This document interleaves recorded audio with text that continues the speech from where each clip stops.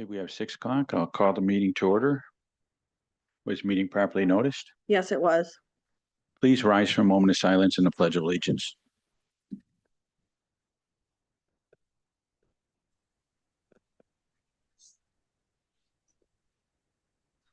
I don't know why we're not getting audio. There ain't no fun, figure that out. To the flag, United States of America. To the republic which stands one nation under God, indivisible, with liberty and justice.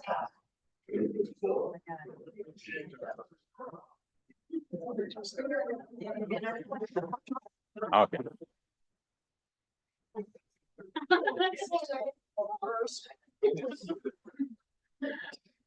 Clerk, please take roll.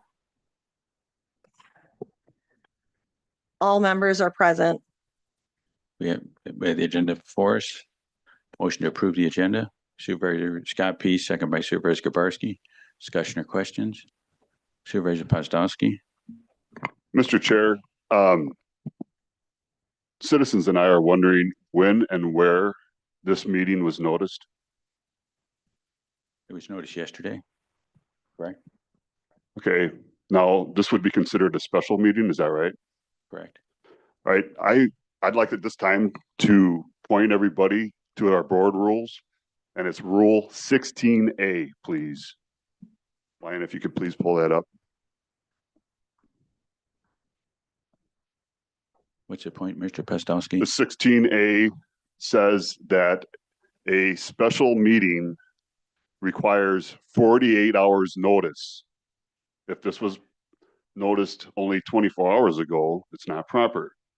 So at this time, I'm going to motion the immediate adjournment of this meeting due to lack of proper notice.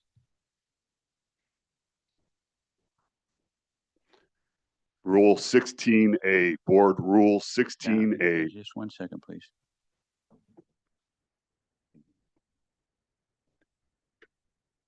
Do we have a second on that? Supervisor Dozel. Okay.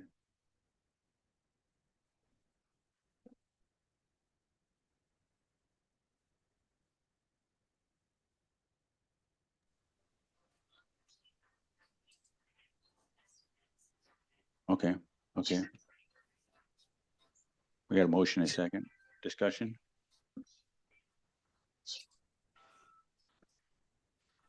Supervisor Dozel. Mr. Chair, I'm curious, we've got this official document that's we're supposedly gonna look at here this evening. Was it put together as poorly as this meeting? So could you please clarify, Corp Counsel, is this meeting in compliance or is it not? It is in compliance because there is a rule, a board rule, that an emergency meeting may be called with. What's the 24 hours emergency? notice. The emergency is that there is no treasurer right now. The position has been vacated as No, of ma'am, April 17th. the position has not been vacated. She was there and working today and fulfilled all the statutory Okay. duties of the treasurer. Mr. Dozel, you're out of order. What's up for discussion right now is whether the motion should be adjourned. So you need to limit your discussion to whether or not I'm sorry, not the motion, this meeting, whether this meeting should be adjourned. Discussion on the motion on the floor. Supervisor Pozdowski. Thank you, Mr. Chair, once again. So, Corp Counsel, you're calling this an emergency meeting, but it's been posted as a special meeting. Now, there's two differences in Rule 16. Rule 16A says a special meeting must have 48 hours of advance notice. An emergency meeting would only require 24 hours notice. This has been posted as a special meeting, has it not? An emergency meeting is still a special meeting. It's not, no, it's not. There's two different, please, can we please pull up the board rule 16? And I'd like to show this to everybody. Please pull it up, Lana. Yeah, I mean, it's the. I'd like everybody to see this, please, on the projector. Please pull it up. Corp Counsel is declaring it was an emergency meeting. No, 24 this hours. is a special. It's posted as a special meeting. It should have been posted as an emergency meeting. It's been posted as a special meeting, and therefore This needs to be adjourned immediately because it's been improperly posted. Okay, so that's your argument. And if you want Sixteen everyone, A and B. B clarifies the emergency meeting. A clarifies a special meeting. okay, you're, Please you're pull up out, 16. you're out of order. Oh. I was speaking. If you want to read the board rule, you need to come prepared with the board rule. Lyanna is not required to pull it up. I don't have a problem with her doing that, but if you don't warn her ahead of time, she's not always prepared to find documents and pull them up. I'm gonna come back on this. We have meetings for a reason, okay? And that's to be, this is to be done in front of the public. I don't do things outside a meeting. Well, And that's I'm not your, gonna, that's- no. No, you're cutting me off. you're I right. I don't am. I appreciate that. apologize. You need to respect us a little better. When I'm speaking, I'm speaking. When your turn to speak, you speak, okay? I'm glad we have that clarified. Now, I'd like to point everybody to 16A and B, please.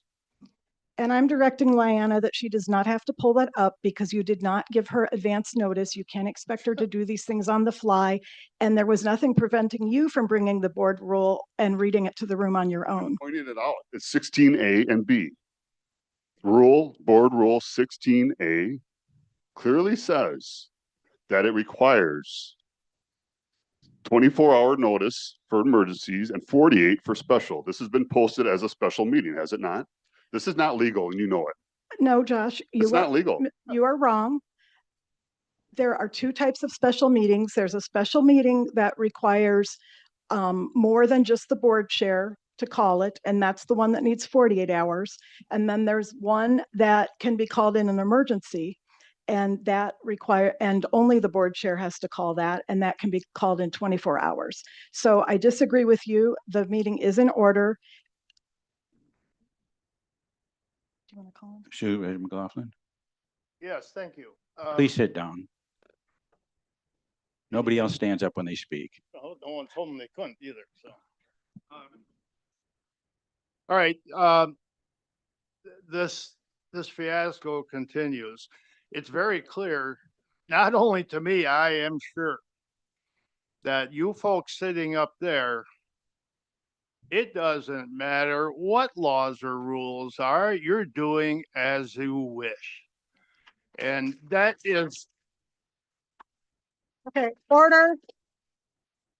that Order to the audience. It's not appropriate to clap or make any noise. And if you, okay, I'm calling. Yeah, if you're going to continue that, we'll recess and call the meeting back. You know, anyway. and we can clear the room. Okay, I wasn't the public, finished, but- so I appreciate the support from the people that are standing up for things around here. It's about time. This board meetings have been sorely lacking in public attendance for a long time, and that's unfortunate. I know people are busy. But you folks need to be aware there are a lot of things going on around here that are Mr. not McLaughlin, good. I'm sorry to interrupt, but you're out of order. The motion that's on the floor is whether this meeting should be adjourned. All right, Anything else is not on topic. I got one more comment. At the admin finance meeting just prior to this, I was shut down talking in opposition to the resolution. And I guess I'd ask now, when it comes to anything here, if I was in support of that resolution, you probably let me talk for a half an hour. No, I would not. And in fact, I could have called you out of order at the very beginning, but I let you go on for quite some time. Again, it is Robert's Rules of Order. It has nothing to do with one side or the other. When it comes to the resolution, it is Robert's Rules of Order that discussion on a motion must be limited to the topic. It's not the time to go off on tangents about, you know, that you think this is going on or that is going on. If that's something you want to discuss, you can certainly ask the board chair to add it to a meeting agenda, but it's not on the agenda for tonight. Okay, then just so I understand, at least for tonight, we're gonna observe Robert's Rules of Orders. But not necessarily anything else. But so I'm waiting. I'm sure there'll come a time when Robert's rules won't be observed either, when it's appropriate and suits certain people. Supervisor Shelton, I'm just wondering what clarifies this is an emergency since, that she served in both positions since January at this point. So at one point it's overlapping. So it's not an emergency if we've lived in there for this long already. Did you want to answer? Sure, I can answer. So from January through April 16th, or yeah, I'll just leave it with April 16th, April 17th. It was because we were the second position. In other words, the county treasurer was the second position. The town of Lincoln could have done the same thing. However, they did not. And that's up to them. They have, that's completely within their prerogative.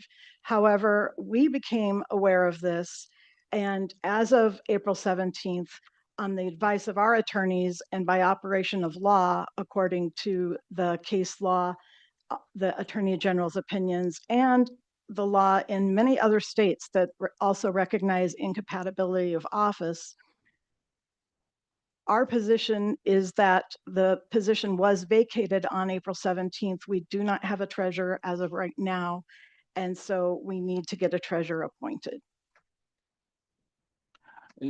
There is no public questions or comments that you can raise your hand and speak. So just, this is the county board meeting and the supervisors have this. So I'll let you've spoken once already, Supervisor Dolzal and Pestowski, and 2 times. And is there anybody else that would like to speak on the motion on the floor to adjourn the meeting?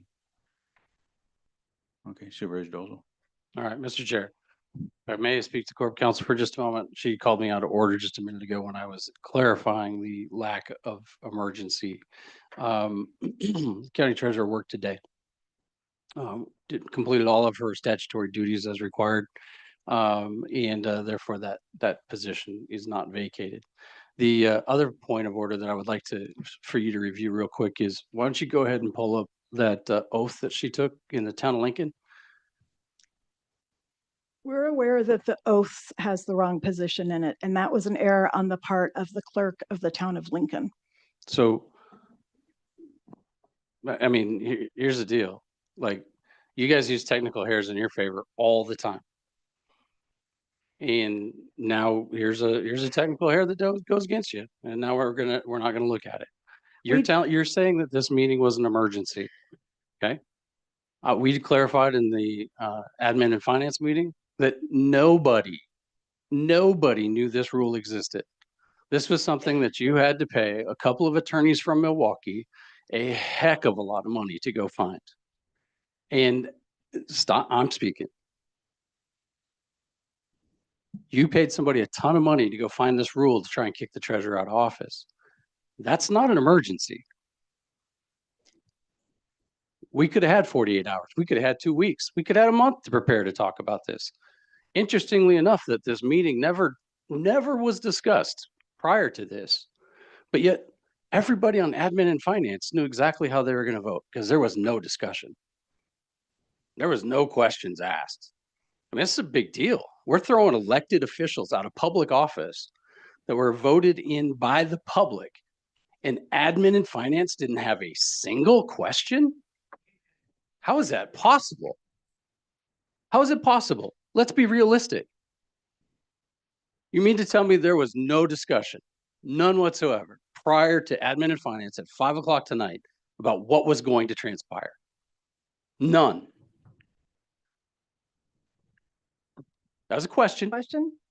Well, I'm not going to answer that question other than to tell you, okay, I'm going to say again that the public is not allowed to cackle, clap, or anything else. And if this continues, we will take a recess and have the sheriff's department clear the room. So, Mr. Dolzal, to answer your question, first of all, nothing was established at the admin and fi meeting. You asked a question, everyone chose not to answer it. Everybody didn't know. Secondly, I can tell you that I personally had no contact with any board members except John West about this topic prior to tonight's meeting. How did the attorneys get involved? Because we didn't pay you to do this. We paid, So Very high I don't price think that's a attorneys. proper question because it doesn't relate to the motion on the floor. The motion on the floor is whether or not this I'm meeting still should be determining adjourned. whether this is an emergency. That doesn't give you the right to ask questions that are unrelated. It is related. I'm trying to determine whether what's I'm- the emergency. I'm Okay, the and I'm parliament- not trying to be difficult. All right, I'm just trying to figure out. We're saying that this was an emergency meeting. It had to happen today. What made this meeting have to happen today? Okay, under the incompatibility of office law, whether Ms. Dozel recognizes it or not, by operation of law, she vacated the position last Thursday. Therefore, we feel it is important to fill the position immediately. Did a judge rule on this, or was it just an attorney's opinion? You know that a judge did not rule on it. You're right. And that's what we pay, that's what you pay me and the other That's what attorneys the for, taxpayers is paid to, a lot of money for. okay, I'm sorry. I apologize. My bad. I apologize. I was out of order. I'm sorry. that's Go ahead. okay. You know what? I'm not going to say anything further. I apologize. I was out of order. My bad. Supervisor Pozdowski and then Supervisor Shelton, and then we'll vote if nobody else has any questions. All right, thank you, Mr. Chair. I have the rules in front of me. I'm just gonna read these off. If I may, this is Rule 16. It says special meetings. The county board may cancel, postpone, or set a special meeting except for those expressingly required by law. Upon written request of the majority of supervisors, the request must specify the time and date of the meeting, provide details regarding the agenda and topics related to the agenda, and must be delivered to the county clerk at least 48 hours before the meeting.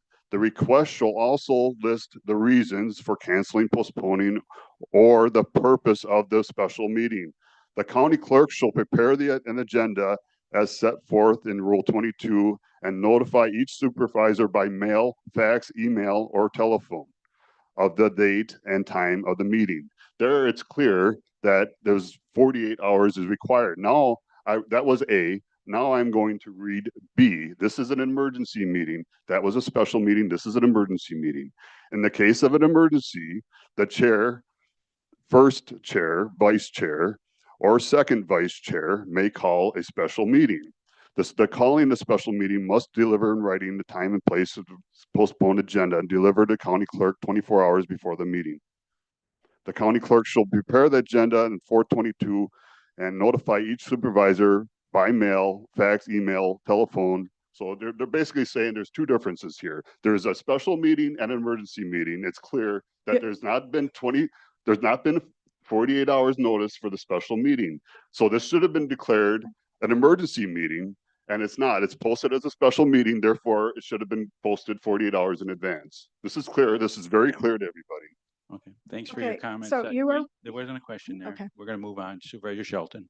Yeah, just a question of when you started contacting the external law firm. Was that before or after Thursday of last week? Because that's a lot of documentation that is put through within 24 hours. That doesn't really pertain It to does, the, because on an emergency, she took her oath on Thursday. Was that other law firm contacted before she took her oath?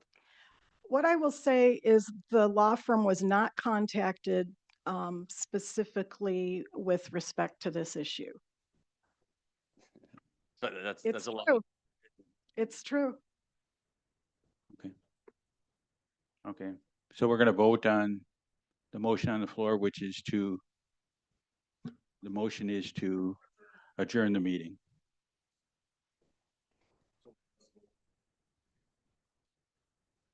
Right. No vote is, we proceed. So yes vote, we adjourn the meeting immediately. No vote, we continue. Right. Please vote.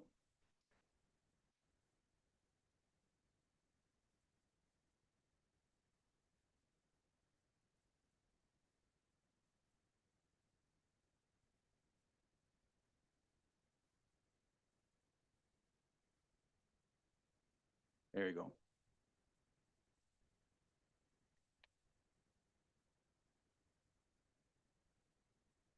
Total votes 26 yes, 14 no. Yes, Podolsky, Dozal, Carvalho, RPs, Shelton, McLaughlin. Okay. The motion fails, so. No, we're gonna move on. Supervisor just Postowski. Wondering what the vote requirement was for that to pass or fail?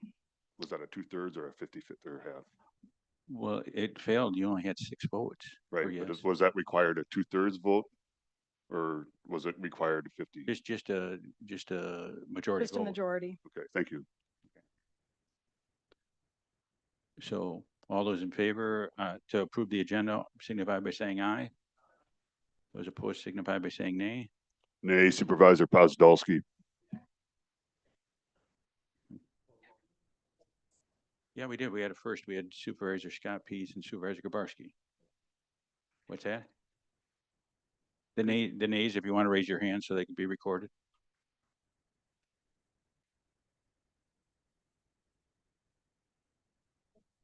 Okay. So next we'll move on to public participation. Scott Krug. So 3 minutes on public participation. Come up and use the microphone so everybody online can hear you. So.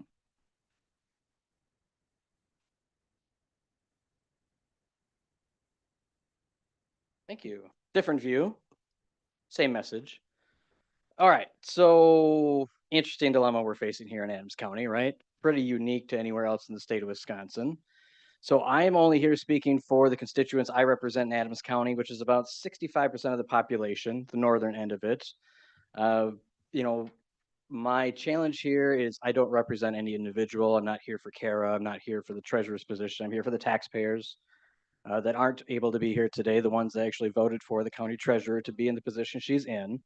I think Kara or John would tell you that Kara and I necessarily aren't friends. Like we've had our arguments plenty over the last few years. But I am here today to tell you that what you're about to do or attempting to do is flat out wrong, right? So there's different ways that you look at law in the state of Wisconsin. Case law matters, sure. Common law, case law matters. Attorney General's opinions absolutely do matter in the absence of clear state statute. There is a very clear state statute on what the process you have to go through to remove an elected individual from a county-wide office. That state statute is statute 1709. It was enacted way back in 1919. So since we're throwing dates and times around, it was revised in 1977, revised again in 1979, revised again in 1989. The legislature is looking at this constantly. So nobody can say that the legislature is not paying attention to the issue of what happens to electeds and their ability to be removed. State statute 1709 does say you do have the power, county board. You can remove an officer for cause, such as holding an incompatible office. If you want to have that discussion, go through that process, you absolutely can. That is not what you're doing here tonight. The process is you provide that individual a notice. The process is you hold a hearing. And the process is you secure 2/3 of a vote of the county board to remove an elected officer, such as an elected county treasurer. That is very clear state statute. There is a very clear process. So I see the Attorney General's opinions. I read through all 9 pages of the law firm's opinions on what should matter, what shouldn't matter to you. Those only apply in the clear absence of state statute that lays out exactly what you're supposed to do. You're putting yourselves at a financial risk. You're putting the taxpayers at a financial risk. You're risking litigation you don't need to risk. If you don't like the county treasurer, you can go through this process. You can give her a notice. You can have a hearing as a public hearing for people to testify, and you can remove her. It would take 14 of the 20 of you to tell your voters in your communities that they were wrong. And they weren't all right. They didn't all pick her in every community. So some of you can legitimately say, hey, the voters in my district didn't like her, didn't want her. Town of Rome, I'll tell my friends from the town of Rome, 2/3 of the town of Rome voted for this county treasurer. That would be a bad vote to take. We need to follow state law in this process and not just take an arbitrary thing where we say that we have vacated an office, which we clearly have not, and that the individual has willingly vacated the office or involuntarily vacated the office. None of those things are state statute. Yes, there's case law, there's possible precedents. That's just not how things are supposed to work. So I urge you to vote against this resolution tonight.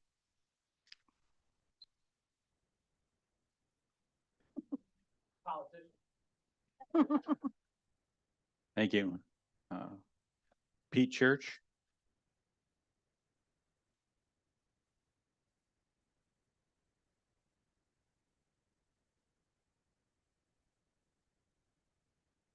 So Pete Church, I reside at 2205 Fourth Drive in the town of Lincoln. Really, I'm going to be really brief. I just want to read you State Statute 5925, which is in regards to the county treasurer and their eligibility. In sub 1, eligibility, no person holding the office of sheriff, under sheriff, circuit judge, district attorney, clerk of the circuit court, clerk or member of the board shall be eligible to the office of treasurer or deputy treasurer.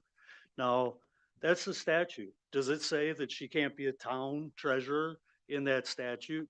You just heard a state representative tell you that he pays attention, that the legislature pays attention to their statutes. So what you're attempting to do is go against the statute, which means you're going against the law. And I would hope that those of you that are honest people would see why that's a problem. Have a good evening. Jody Shapey. Hi there, can everyone hear me? Yes. Am I too loud? Nope, you're fine. Okay, thank you. Hi, I'm Jody Shapey. I reside at 2755 14th Court, Adams, Wisconsin 53910. I would like to appeal to the Adams County Board of Supervisors' common sense. I'd like to point out a few things for your consideration, and I'm very hopeful you vote no on Resolution 12. 1. There are very few individuals that want to serve in an elected position, so the pool of availability is small to begin with. 2. There are no laws which state that an elected county treasurer cannot serve as a town treasurer also. 3. There are individuals that serve at both the county level and town level present in this very room, making a decision on a resolution that I sincerely hope they realize will adversely impact them, the public, and those considering an elected position and their desire to serve their constituents in the future. 4. This reminds me of the solid waste decision that just a few board members voted in favor of without public input or approval, and how that turned out. 5. A vote denying this resolution will restore and build the confidence and trust that our constituents have in the elected county officials and underline that our votes mean something, that the time we take to consider the candidates and go to the polls and vote actually means something. And I'd like to say that, Mr. Krug, I am so grateful that you got up and said what you had to say, and I really hope everybody listened to it. Thank you all. Opie Egersdorf.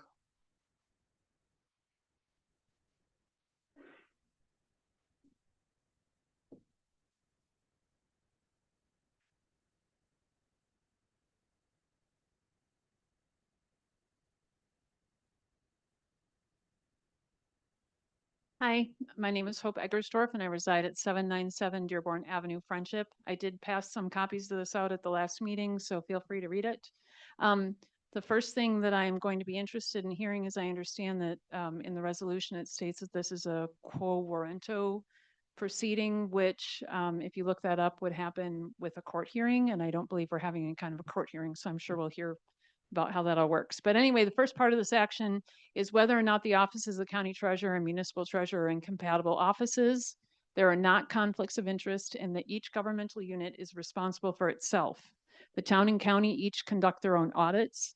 The town keeps their own books. The county keeps their own books. The two do not check each other out. When looking at the duties of the town treasurer, in state statute 60.34 states that the town treasurer shall receive and disperse town money, deposit the town money, keep the records, and collect the taxes. Payments from the town treasury are made per state statute 66.0607 sub 1. All disbursements from the treasury shall be made by the treasurer upon the written order of the county, city, village, town, or school clerk after proper vouchers have been filed in the office of the clerk. Check writing and payments are started by the clerk, not the treasurer. The treasurer doesn't have voting power in either instance, so they cannot be talking anything about their own salaries. In Otradovic, or however you say that, versus the city of Green Bay, which the Atola summary refers to, the incompatibility doctrine was used to prove that a person on a village board should not be the same person that was receiving pay from a union contract that is negotiated by that village board. Certainly, a person should not be able to negotiate their own contract if they're in a position to make that decision. Here in Adams, the county board determines what the county treasurer is paid, and in the townships, the electors determine what the town treasurer will be paid. Neither treasurer negotiates that position for themselves or others. In reference to the 1941 Attorney General opinion in Milwaukee County Corporation Council, in 41, the county treasurer and the town treasurer likely did have to settle with one another with paper and pencil. With modern technology and computers, settlements are done differently. Today, the county treasurer gets everything online, and as we take payments, they are immediately put online, and the county treasurer downloads and fulfills the settlement sheets. It's not anything where the county treasurer and the town treasurer sit down together and settle out anymore. And this year it started that we don't even upload anything to a cloud for the county treasurer to download. It just all is there immediately. So since those two don't have to meet, I don't feel there can be an incompatibility between those offices. And also it talks about the transfer of the tax roll, which doesn't happen anymore because everything is done online. Time is up. Thank you. Okay. Mary Anderson.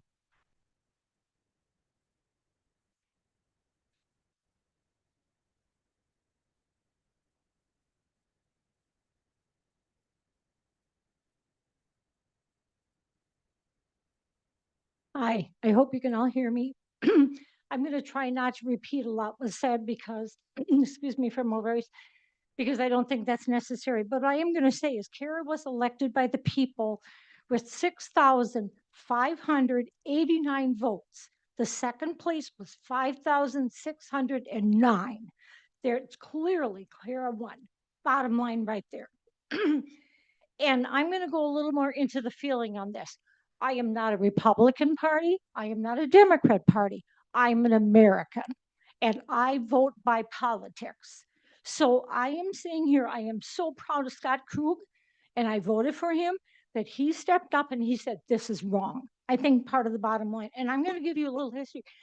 My dad was a supervisor in the town of York in Clark County. I grew up on a dairy farm with my dad voting for Dave Obey, a Democrat. They were Democrats. All right, fine and dandy. I don't necessarily follow his politics now, but he would write letters. I grew up with him, watching him write letters to the state of Wisconsin legislatures about farm issues because people listened. And that's what he did. My parents worked on the election board, so I live in a town of Preston. I now work for elections. I'm retired. I can't. I'm proud to do that.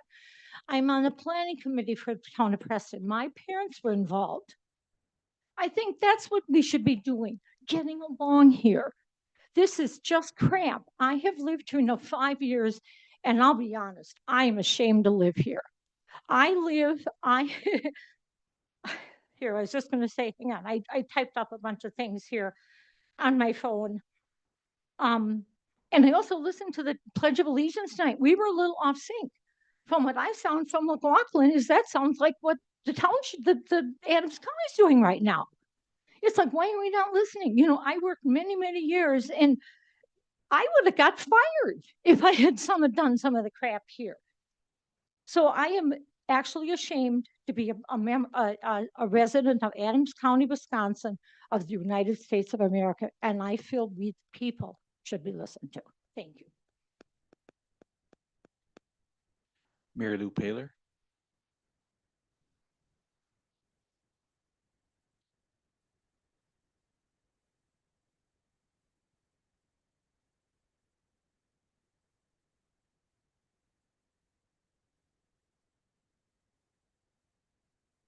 My name is Mary Lou Paler. I reside at 1363 Fur Drive in the town of Springville. I'm a little bit different than everybody else tonight. First of all, I keep hearing about the voters, the 6,589 voters that voted for Carr. Maybe if a lot of these people knew a lot of the information, the true information, before the election, maybe they wouldn't have voted for her. There's many things that have come out, and I'm not going through all of them.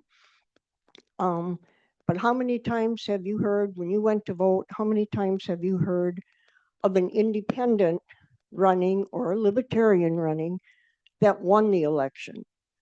Carr run under the Republican Party, Kim under independent, and Democrat or Republican, most of those do not vote for an independent.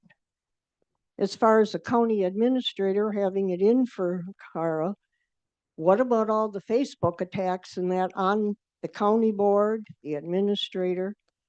I'm sorry to say, I don't think any of this stuff that was said on Facebook should have been. There's many other issues, financial issues and that, and being a town treasurer, I know of a lot of these, and our town, for one, was shorted quite a bit of money.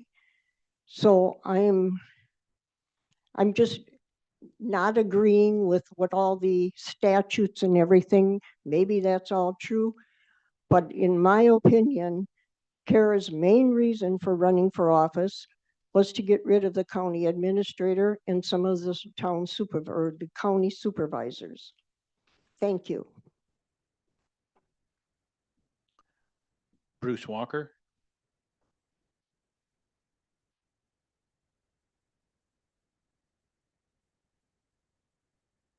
Good evening. My name is Bruce Walker.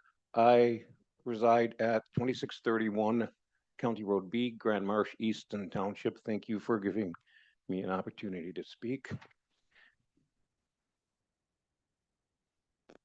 It's most often attributed to Edmund Burke, the phrase that the only thing necessary for evil to flourish is for good men to do nothing.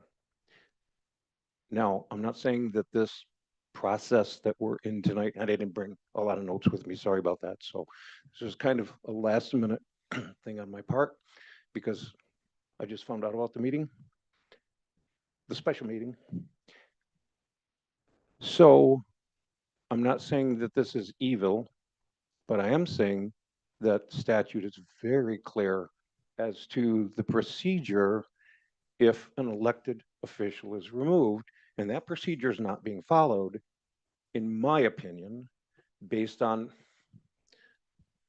the things that others before me have said, which I was going to, everybody that came before me had some little snippet, even the Pledge of Allegiance. The last 3 words of the Pledge of Allegiance is justice for all. Is this justice? Justice would be if we don't like the job that she's doing, if you don't like something that she puts on Facebook or whatever, I don't go on Facebook, so I don't know whether that's true or not, but if you don't like it, there's a procedure to go through and hearings to be held in front of the public because this is a democratic republic that we live in, and voting is very important and fundamental to what we're doing every single day, to the reason we're in America, not Colombia or Venezuela or Russia. We want justice for all. It's in the statute, the things we need to do step by step by step in order to have someone removed, if you want that. If you don't, that's fine too, but we're not following procedure, clearly not following procedure. This is not an emergency. Did bring some notes or that discusses what an emergency is. This is not life safety. This is not an emergency. This is a decision, and you're creating a crisis that doesn't need to be created. Go through the process, do it properly, and get off the thin ice that's over an erupting volcano, and just go through the process. And thank you for your time. Charlene Stoddard.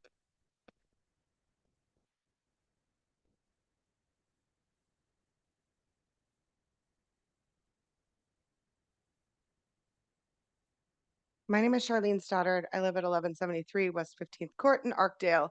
I wasn't even sure if I was going to make it tonight, let alone speak, but here I am. What I hear tonight on this side of the room is a whole lot of listening to respond versus listening to hear. And that is not productive to any kind of civil conversation. Kara is serving her duty as elected by the people that went to the polls to vote. As far as I can tell, she is serving her duty. I have no concerns as a citizen that she has the incapacity to maintain both of those positions. From what I am led to believe, she is also smart and wise enough to separate herself in the case that were to be a problem. I knew she was serving in her previous position when I voted her into her current position. Somebody else mentioned before if we knew things. Well, it seems to me that we're finding out a lot of things that Kara is bringing to light and people don't want brought to light. And I feel like that is the problem. I am new to this county. I thought we had problems in our last county, but after being here tonight, you will see a lot more of me. My husband serves in the military, so unfortunately he can't be here, or he would. You are looking to spend a significant amount of money for the taxpayers to be a czar. I can't tell what's happening here quite. As well as risking your own seats in your next term. The voters are paying attention. They might not be able to attend these meetings. They're paying attention. So those supervisors that you accuse Kara of wanting to get rid of are essentially, in a way, getting rid of themselves. I believe there, as others mentioned, there are other people that are serving dual positions. They are not being attacked. If this were an emergency, things would have happened before today. Again, she signed her oath last week. It would have been posted for Friday if it was a true emergency. As soon as we knew about it, we would have been dealing with it. I also want the people to know, if you're not aware, open records requests are very easy to come by. You should request them because people were asking, who knew about this? What was the discussion? I bet the answers are in those open record requests. You can Google it. It's easy to find. I believe everybody else touched on the other things I had tonight. So nice to meet you, and I'll see you soon. Okay, thank you. Yeah, Robert Caldwell.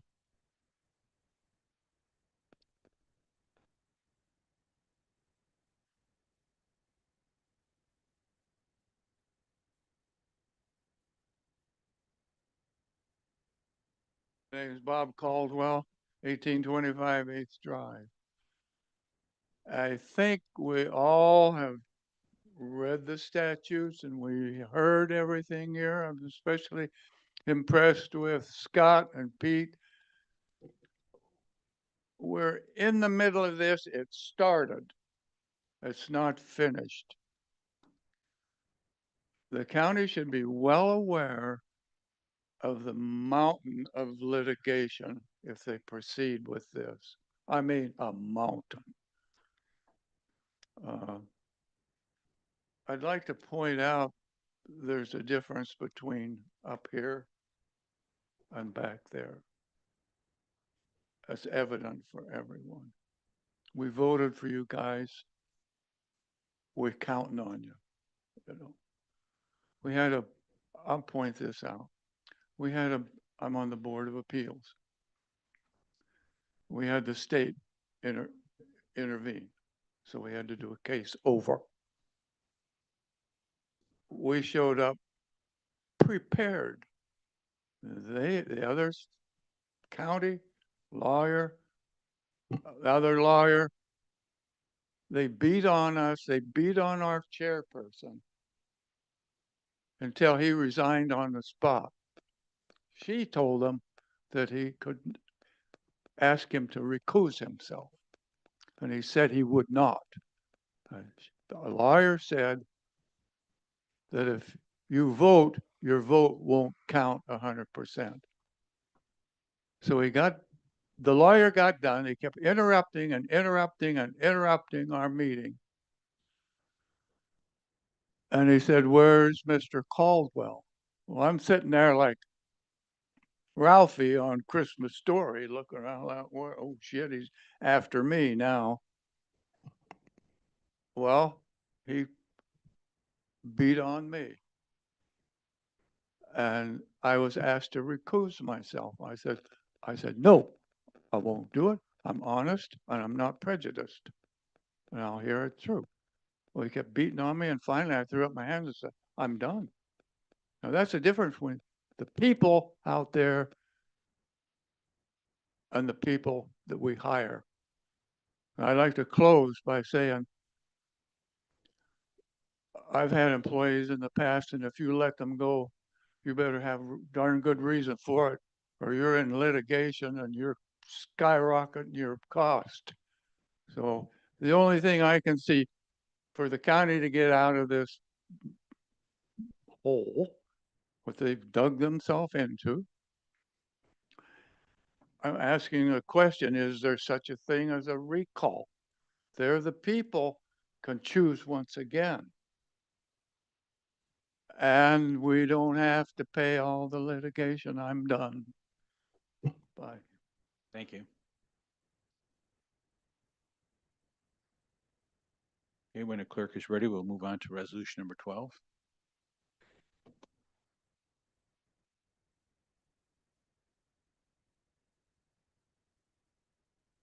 Resolution number 12 to appoint treasurer and authorize appropriate action be taken in relation thereto, introduced by and recommended for adoption by the Admin and Finance Committee this 29th day of April 2025. West, Grabarski, Paler, RPs, Edwards. We have a motion. Motion to adopt by Supervisor Paler. Second by Supervisor Grabarski. So we have resolution number 12 on the floor. I'll turn the mic over to Matt or Malaya, whoever wants to go first from Atoli's to Mr. Chair, point of explain order. the memorandum. Point of order. I don't see these guys on the agenda for this evening. They're here to explain the, They are not on the agenda. They're not required to be. They're not on the, oh, so we're You're- making up more rules. No, we're not. And you're out of order. Am I? Yes, you are, because you cannot speak unless the chair recognizes you. We And were you in a started discussion to- until you interrupted us. No, you started to speak without getting the chair's recognition. I had his recognition, ma'am. I can play you back the Okay, videotape, okay? You're arguing with me and you're out of order. Supervisor Pozdowski. Thank you, Mr. Chair. Just to cut down on the time here, I'd just like to motion at just 3 minutes for this presentation, as everybody else is allowed. Okay, So that's a 3 minutes. This is my motion and a motion. second by Supervisor Dozel. Sure. Okay. Hey, Any discussion? on I that still put motion? a point of order up. Are we going to talk about that? You did not put a point of order Yes, up. I did. I Y- called point of order. I did not, okay, Are if you you- did, I did not hear it. Did anybody in the room hear but- me say but- point of order? Okay, the answer to your question is we are not required to list people who present reports on the agenda. They're not even really representing presenting a report, but we're not. They're requi- representing a side that supports your point of view. We're not required to put them on the agenda. And we've done this before and Doesn't mean it's right. we've had them, We've also said that we can't read correspondence because it's not on that's the a agenda. separate issue. These It's are the the same county's issue. attorneys, the taxpayers are paying for these attorneys. They paid a They lot of money have the for them to right be to here. speak and you're out of order. And if I have to tell you again, we may have to take a recess and clear the room. So that we have a motion on the floor.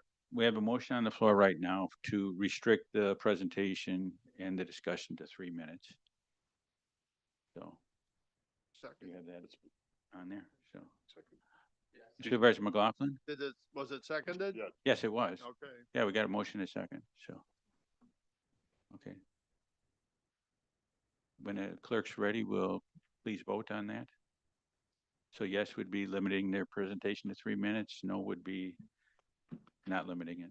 3 each though, right? Just kidding. Yes.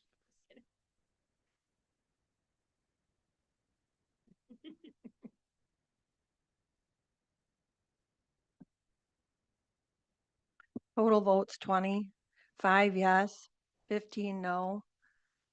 Yes, Podolsky, Dozell, Carvalho, Shelton, McLaughlin. Okay. That motion fails. You have the floor, sir. Great. Thank you, Mr. Chair. My name is Matt Tome at the Tolis Law Firm. This is Malia Malone, also at the firm. For those wondering, despite the similar spelling, I'm not related to Nancy. So if you're wondering that, I am not. We're, wouldn't want to be. Mr. Chair, I got to call another point of order here. I apologize. Mr. Tome, you represented the Tolley's in the case against my wife, and now you're up here talking about removing her from office. This is not appropriate. Supervisor Dozel, I'm not up here talking about removing your wife from office. I'm here to provide a legal opinion as to whether or not Why the it's office okay. was vacated via the acceptance of an incompatible position. You represented the county against the treasurer. This is inappropriate. Mr. Dozel, you're out of order again. Wait. You can't argue. You can make, okay. Let's talk about conflict of interest if you really want to go there. Did you or did you not come over to my desk before this meeting and tell me that I was not in a conflict of interest to speak about this tonight? Did you say that to me? I did say that tonight, but Thank let's you talk very about much. So the this other is not a topics. conflict of interest. It is only a conflict of interest, and I'm still waiting for the memorandum from you that I asked for over a month ago. And I'm not required to do any such memorandum. I don't do legal work for individual board members. And This is therefore, turning into an argument, so I'm going to ask you again to keep your peace unless the chair recognizes you. I really don't want to call a recess, but if you don't stop, that's the route we'll have to go. And folks, if you'll give me a few minutes to at least talk before you ask your questions, I think one, I can address a lot of the points and statements that have been made in public comment, both at the earlier meeting of the committee and here tonight. And two, you'll have an opportunity to ask questions. So I'd ask you to give me the opportunity to speak for a couple of minutes, then ask your questions. There's been a few points raised, and I'd like to start with one, which is several people have made the comment relating to members of the board serving on town boards and how this is the same thing. And, you know, people should be worried about that. It's not. There's a state statute 59.10 that expressly provides that members of a county board of supervisors can serve on a town board. So to the extent that people are making that point, I'd refer you to take a look at state law. Second, when you talk about compatibility of offices, there's multiple ways in which an office can be deemed compatible. One of which people have pointed out is there a statute that says this person can't serve in that office? That's one way. Offices can be determined as compatible or incompatible. Another way in which offices can be deemed compatible or incompatible is under the common law. Who here knows what the common law is? Have you heard of it? It's judge-made law. It's judge-made law. It started before this country started. It started before the United States of America was created, because in England, they governed under common law.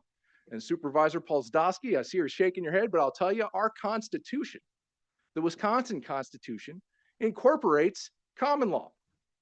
It does. You could look it up. Common law in the state of Wisconsin continues to be in effect unless it's expressly altered by the legislature. Representative Krug made the point that the one way to remove somebody from office is to remove them from office. That's one way in which a vacancy can be created. But I'll tell you, there's multiple ways in which vacancies can be created under state law. You could resign your office. That creates a vacancy. If somebody resigns their office, you don't then have to have a vote to remove them. They've resigned. And when you talk about somebody accepting an incompatible position, it's an implicit resignation. That's well established. It's not Matt Tome sitting here saying this, coming up with this all on his own. You've got the Wisconsin Supreme Court that has recognized this doctrine. It was recognized at the time the state was founded. I've got a stack of Attorney General opinions right here. This is Attorney General opinions on incompatibility through 1970. And I can tell you there are dozens, if not hundreds of opinions recognizing this doctrine. That's through 1970. This isn't something that people have spun up, you know, just pulling things out of the woodwork. People who are involved in local government, county government, any type of government, frankly, are aware of the incompatibility doctrine. And it provides that if you accept an office that is incompatible with the duties of the office you are currently holding, you vacate the office that you're holding.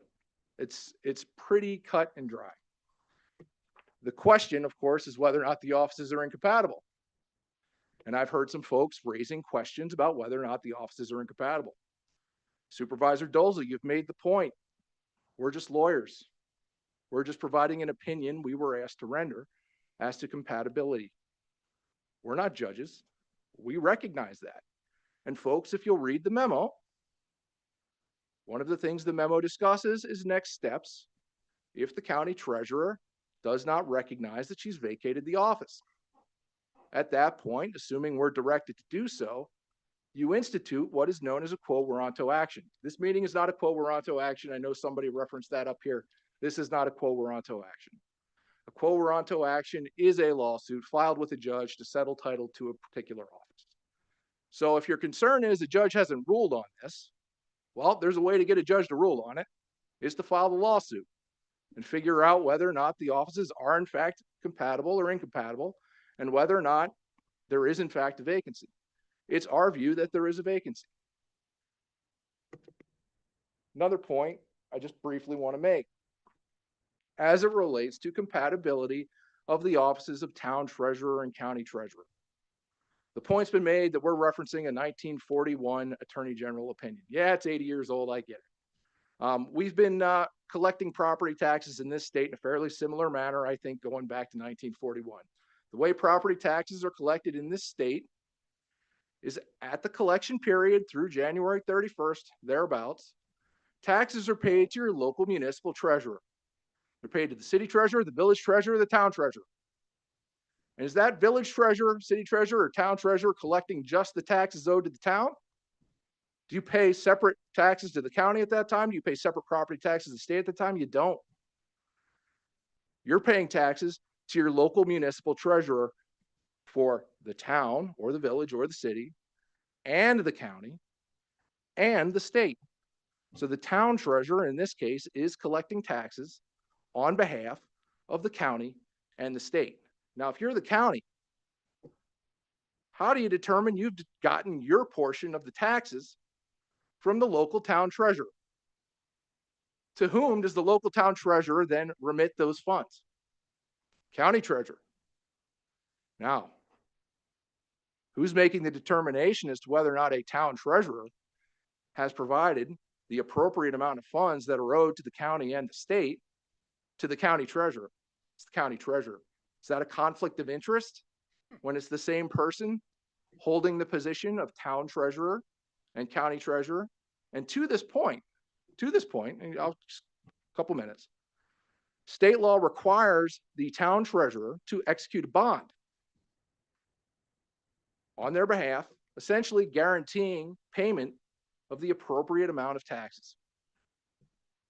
Who is that bond executed to? County treasurer. The town treasurer defaults on that bond by not remitting the appropriate amount of taxes to the county or the state. Who has the authority to actually initiate an action to default against the town treasurer with respect to their bond? It's the county treasurer. Can you have the same person making that call as to whether or not a town treasurer has fulfilled their duties to remit the taxes that are owed to the county and state to the county?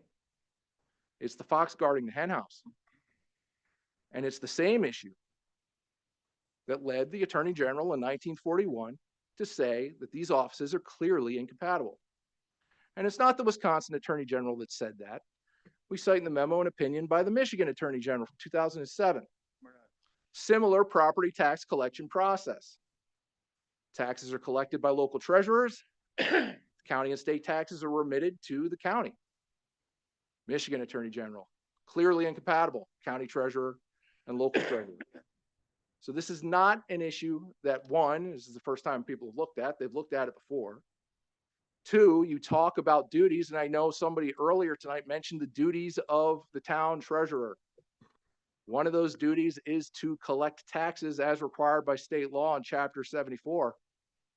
And Chapter 74 is what requires the bond, what requires the town treasurer to remit taxes to the county for the county and the state. And you could say that this settlement process is now conducted in the cloud or, on computers or however that works, but somebody's got to check those numbers. And somebody has a fiduciary duty to the municipality they represent to ensure that the municipality they represent is receiving the appropriate amount of funds. And how can somebody fulfill that fiduciary duty to the municipality they're representing in that settlement process if they're sitting on both sides of the table? That is the incompatibility that arises when you talk about a local treasurer and a county treasurer. It's different from a county board supervisor and a town board supervisor. It's different from any number of potential compatibility problems that can arise. This is when you read the Attorney General opinions, when you read Supreme Court opinions, when you read Court of Appeals opinions, they talk about compatibility is determined based on the particular duties and responsibilities of the particular office at issue. You can't get up here and say this case dealt with, somebody dealing with a union and a contract, and therefore this is a different situation from that one. You have to look at the particular office.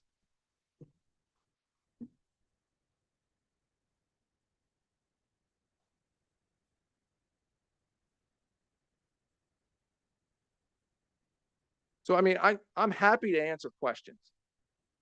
Go ahead. Thank you. A comment or two and probably a question or two. I must say that some of your talk made me feel like when we're starting out with the assumption that the town treasurer is dishonest. That I couldn't help get that feeling that we're making an assumption, based on things you said, that basically that we don't trust that person. And another question, my guess is, maybe I'm wrong, that these historic case study things were prompted by something. Of course they were. What? Probably a specific incident. Yes. Well, if you're talking about Attorney General opinions, it would be somebody requesting an opinion from the Attorney General. Okay. And if you're talking about a lawsuit, yeah, it would be a particular incident, frankly, such as this one, that led to a court case resulting in a court decision dealing with the compatibility of the offices. Right. And I guess back to my point. My point being, it was a specific situation, and maybe that was maybe it fit that situation. Maybe that person was not trustworthy, and so on and so forth. I have another question. If this passes and the county gets sued, are individual board members potentially able to be sued individually? I'm not going to advise on that question, but what I will tell you is if the lawsuit is a quo warranto action, which I just talked about, the issue would be between those the question would be determining the entitlement of a particular individual to an office. That's that question. Second, to the point you're trying to make about honesty or dishonesty, this has nothing to do with the particular person who's holding a particular office. You determine compatibility or incompatibility by looking at the duties and responsibilities of the position set forth in state law. So to suggest that me reciting state law and pointing you to the particular areas where state law creates a duty on one side and a duty on another side, and the duty on this side to serve as a check and a balance on the duty on the other side, I'm not commenting on any particular individual. I'm providing you a legal analysis of statute. All right. A couple more things. I'm going to give a true life example to make my point. When I still worked here as the zoning director, I remember occasion where the customer at my desk, or not on my desk, at the counter in the front of the office. He was quite upset about, basically it was boiled down to he wanted to do something or that said he couldn't. He said, well, I talked to my lawyer and he agrees with me. I looked at him and I said, I hope the hell he does. You're paying him, aren't you? And I guess my point I'm going to make, if it's not clear already, is attorneys will fulfill and do their damnedest to dig and find support for what your position is. Are you asking me if I went into this with a preconceived position? No, I'm not. No, is that what you're saying? I'm just saying what's true. I'm just saying what's true. Okay. Well, what I can tell you is I represent a fair number of local governments, and I provide independent legal analysis on questions like this all the time, and I don't go into it with a preconceived notion of a particular outcome that I want to reach. And what I can tell you is I've got an attorney general opinion that's consistent with the analysis I've provided. And I feel like the analysis that we've provided is the most consistent with the duties and responsibilities set forth in state law that you're probably going to find. So then I'll just ask this question of Corporation Counsel. Am I to assume that no other law firm other than Otolli's was addressed with this? So we got one opinion and that's it. Okay, I'm going to share just a little bit of how this came about. Frankly, I was on a conference call with Otolli's law firm about something completely unrelated. It was mentioned not by me. I don't recall exactly who was on the call, but it was mentioned by somebody that Ms. Dozel was running for Lincoln County Treasurer. Otolli's told me that that's incompatibility of office. So this is not something I initiated. It's not something Cynthia or John initiated. We were talking, like I said, about an unrelated matter, and something came up about Ms. Dozel, the fact that she was on the ballot to be elected Lincoln County Treasurer, and Otolli's brought it to our attention. So that's the first thing. The second thing is, I did not seek a second opinion on incompatibility of office, but I did recently try to seek a second opinion about the issue as to what does it mean in 59.25 when it says the treasurer can appoint a deputy. And what I did is I called the law firm that has a lawyer that believes the opposite of what Otolli's believes on that particular issue. And I called them intentionally because I wanted to see the other side. So I do always try to look at both sides if I become aware that there are lawyers, who are on one side or the other.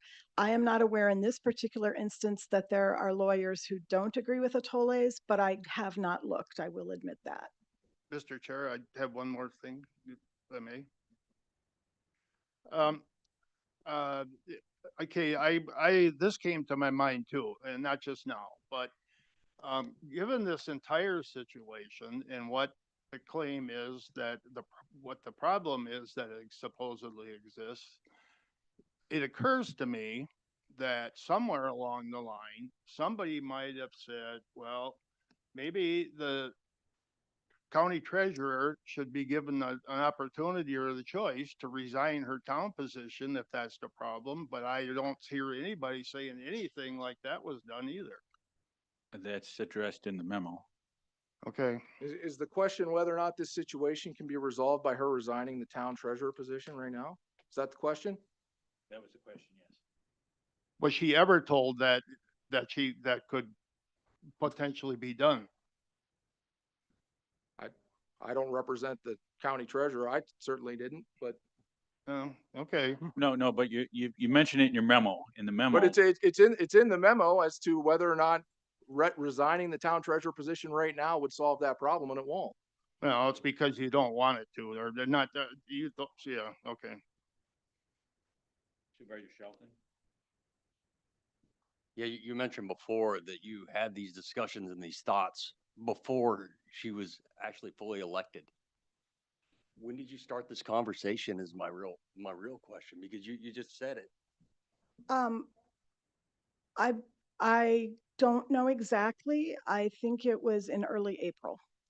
So before she finalized her election and finalized her oath, and you didn't take the time to say, hey, if you take this oath, you're going to cause a conflict of interest and cause everybody to be sitting in this room right now? At that time, she was already on the ballot and it was too late for her to be She was removed. on the ballot because she was unopposed. Regardless, it was too late for her to be removed from the ballot. She could have declined. There's a whole process that could have been avoided for us here, but rather we wait to put us in a situation to force somebody out that the administration doesn't want, somebody that was elected. This is steamrolling. I've spent 20 years of my life in the military. I've lost brothers and sisters. I am sickened by this process. We're throwing somebody out that was elected by the people, choosing lawyers to pull on your point of views. Throwing it last minute so that there's no chance for a defense. You say, hey, you got somebody with a second opinion. This is wrong. This is so wrong on so many levels, and it makes me ashamed, just like somebody else said, that I'm a member of this county. It is sad. Supervisor Dozal? So along the same lines,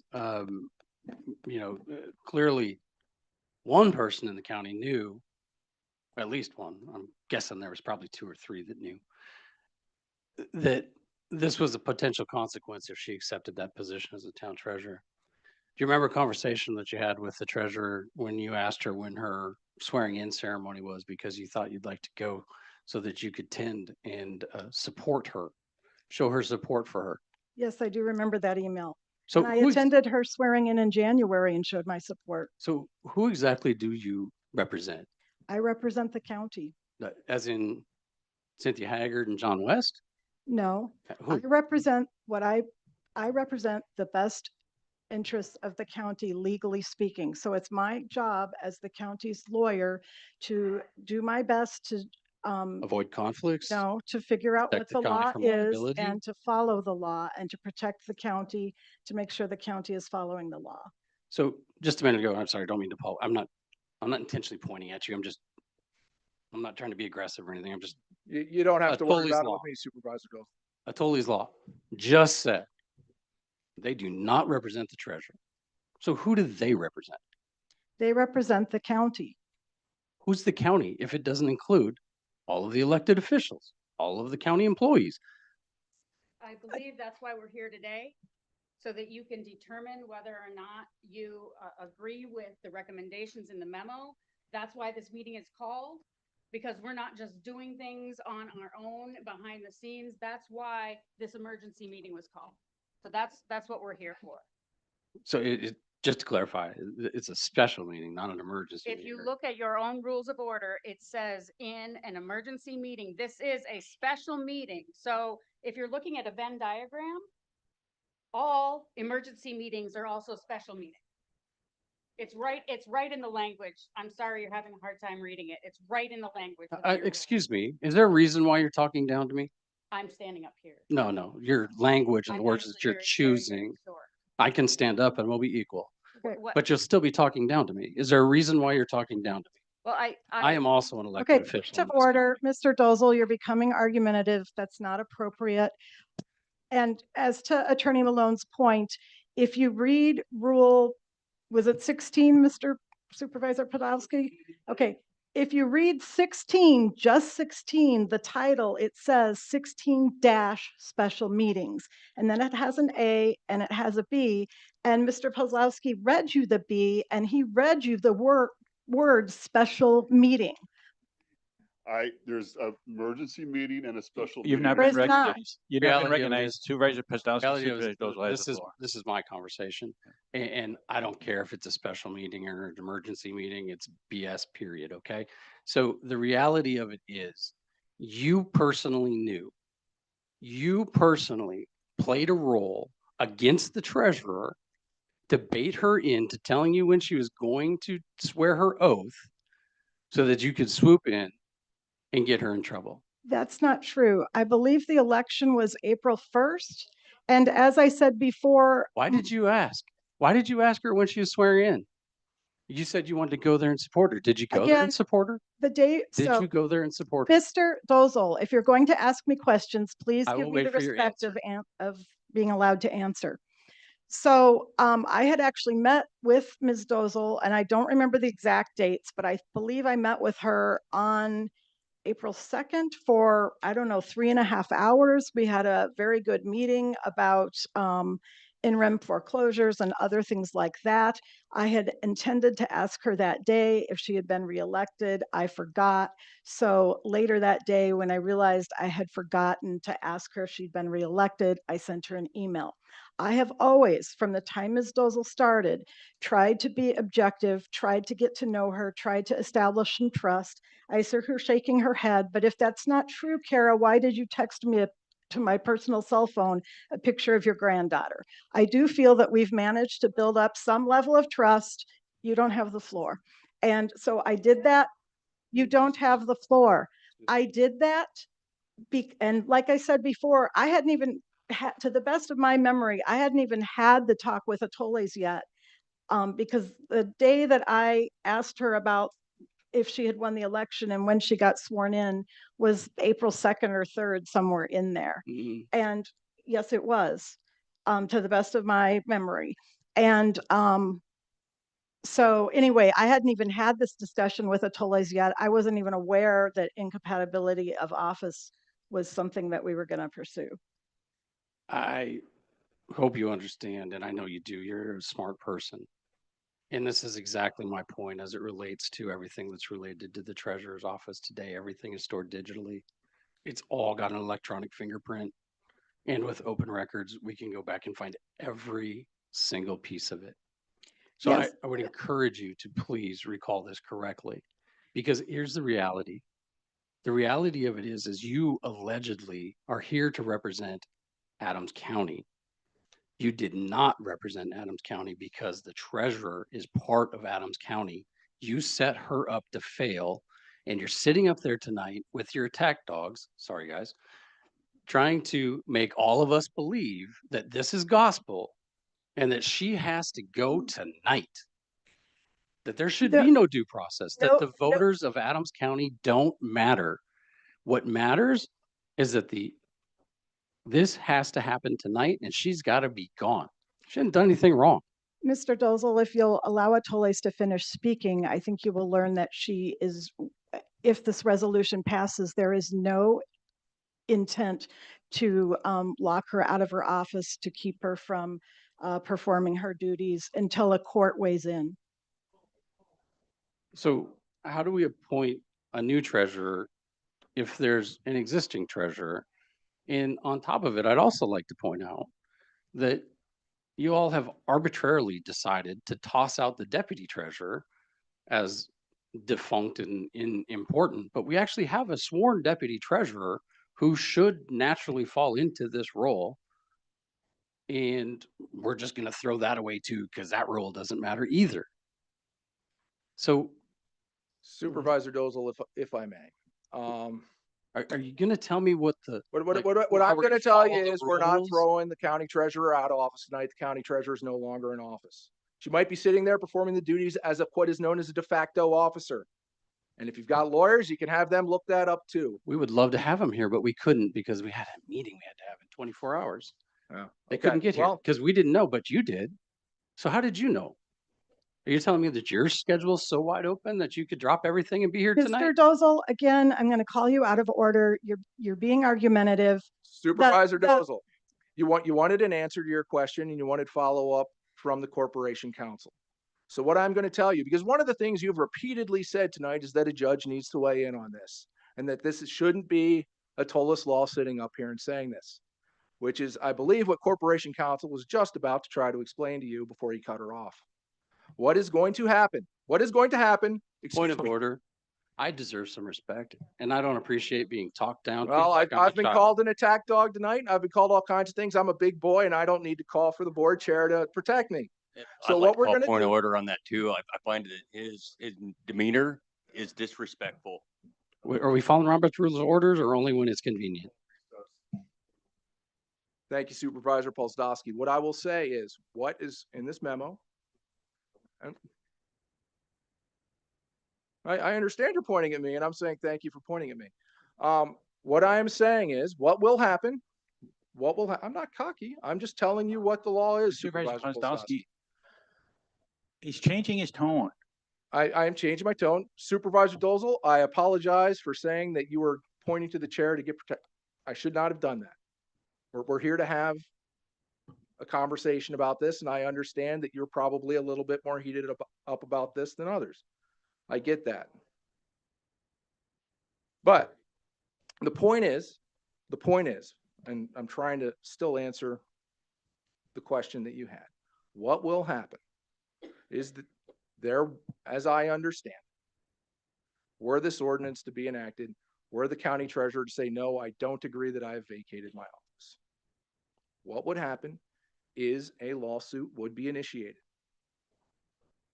A lawsuit would be initiated to determine whether or not the county treasurer has in fact vacated her office and whether or not the appointment that is made tonight is a valid appointment. That is what would happen. You have said that you want a judge to rule on this issue. That is the mechanism through which a judge would rule on this issue.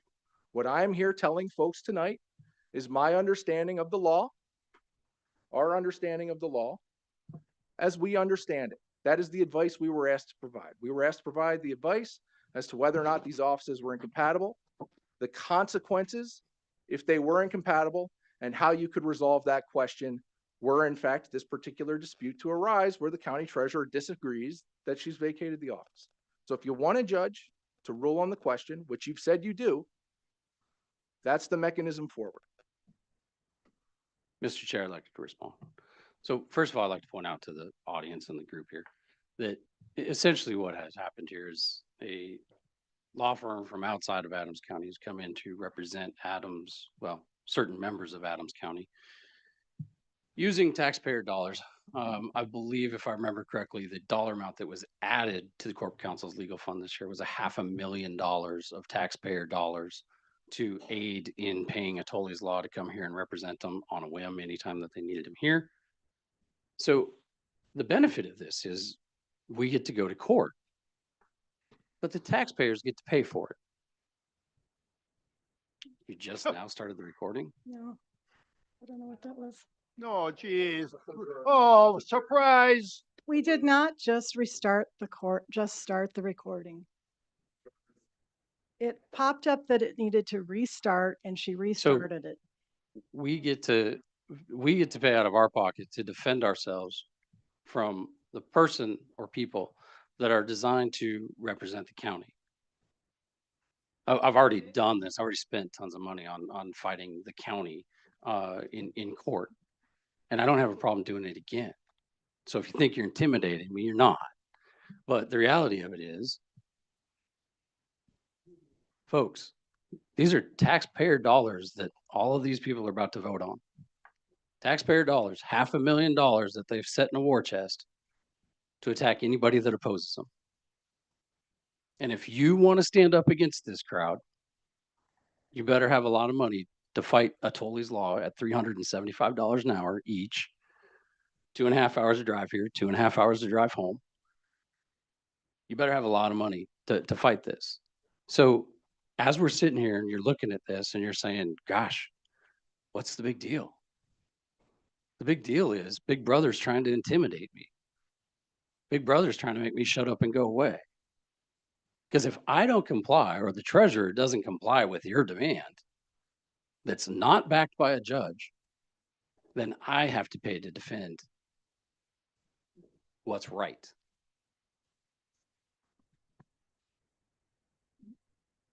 And I'd also point out one more thing, and then I'll shut up, I promise, I'm done. The day that the treasurer submitted an invoice to seek legal representation out of her budget, she was told by Corp Counsel that her and the county administrator made the decision as to who would get represented or who, if that bill would be paid. They decided no, and in the same breath informed her that they were hiring a Tolley's Law to fight her. So they won't represent the people of Adams County, but they'll laugh while they're hiring an outside counsel to attack you. Today, this impacts the treasurer. It impacts me. Tomorrow might be you. So I wanted to interject here a little bit because I know it seems as if, and I've heard it said, you know, you've got these lawyers from Milwaukee. And I want to tell you that I was corporation counsel for a very rural county for almost 20 years. So I sat in the seat that Nancy sits in. Some of you have seen me here as interim corp counsel. So our firm has had a relationship with Adams County outside of this issue. I've handled mental commitment hearings. I've handled guardianship hearings for your citizens who are elderly or disabled and cannot provide for their own care. And so I've been involved with your human services department. I've been involved with your sheriff's department. I've created those relationships, and I get what it's like when you've got a hotly contested issue that is in our opinion simple on its face, but it involves high levels of emotion, because we've heard things like this is a partisan issue. We're only doing this because of the person holding the position. When we looked at this issue and advised the county as far as compatibility, this was advice given without regard to who had the office, what party they were from, or whether they actually had done anything wrong between the two offices. And that's because when you do the legal research, and I know we talk a lot about, here's this attorney general opinion, here's this statute, here's this case law, here's what the Constitution says. But when we look at and break that down, incompatibility exists not because somebody has done something wrong, but because there's a potential for that conflict. And when you look at the bonding issue alone, where one person has to deliver to the other person a bond, so they'd be delivering that to themselves, just that reason alone creates the incompatibility. So our advice to the county, as the county's attorney, is not because we were asked to figure out a way to handle the situation in the treasurer's office. It was, are we going to be in trouble if we allow somebody who maybe is incompatible to maintain that office? And we looked, we said, once she accepted that position at the town, this is clear. This is not something debatable. Once you accept an incompatible office, you don't get to go back and say, oops, you automatically vacate. Just like if you move out of the county, you could no longer be the treasurer, you automatically vacate. If you commit a felony, you don't need to be removed for those things. That creates that vacancy. So what we're saying is the vacancy exists. And regardless of how you think the taxpayers and the folks who voted one way or the other are being discounted, that is not the case. The reason we are here is because Kara Dozel decided to accept an incompatible office. And when she did that, that moment, she automatically, by operation of law, vacated the county position. Now, arguably, everybody is saying we needed a judge to decide that. That's exactly what this case would do. That's what we're talking about. But still, you have to have somebody appointed. So the resolution today is not how we got here. It's this position has been vacated by operation of law, in our opinion. You can disagree with that opinion. And will you appoint this other person? You can choose to do that or not do that. If you choose not to do that and not to pass the resolution, you leave the county at risk because you're leaving somebody who, by operation of law, does not have the legal right to maintain the duties of that office and have them do that. And if there is then an issue, that might fall back on the full county. So again, we're not here to debate how we got here, but this is where we are. And our goal as outside counsel, and again, I just moved to Milwaukee just to give myself some rural street cred. I moved from a town of about 2,000 people in the northern part of the state. And I know what it's like to deal with issues when you're talking about people that know each other, that have relationships, that have developed trust and concerns. But what we are doing is saying that on its face, at the moment she accepted that town of Lincoln position, she vacated the office. So we're not asking the county board to remove anyone because she's done that herself. That's what we're saying. Mr. Chair. Supervisor Churko, because Chairman, he's a new, sorry, I had my hand up. yeah, but you have spoken once already. Supervisor Churko hasn't spoken yet at all. I just have a question for the attorneys.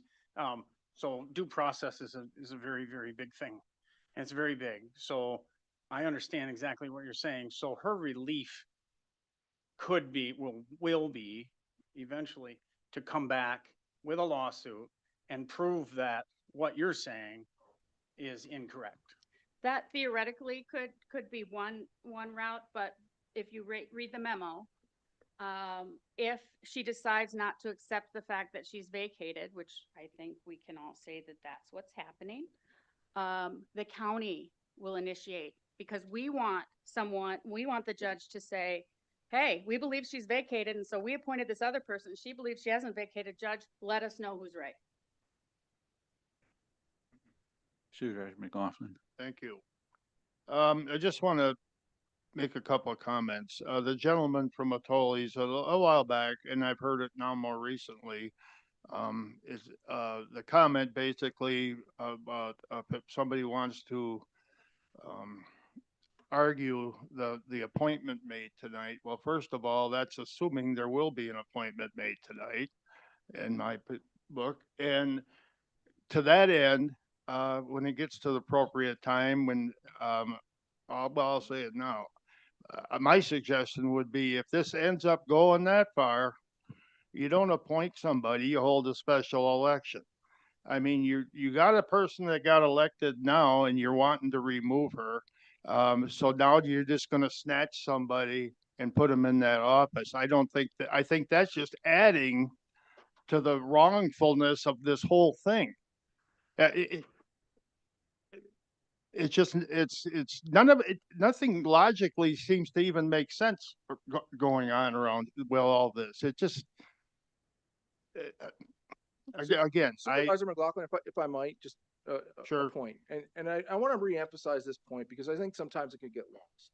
When we say we represent the county, we mean that. If this board votes to not do anything, that this board votes to not do anything. If this board votes to amend the resolution and provide a different mechanism going forward and directs us to do something else, that's what we do. The board is effectively, this is county government, and this board makes decisions, and that represents the county when the board makes the decisions.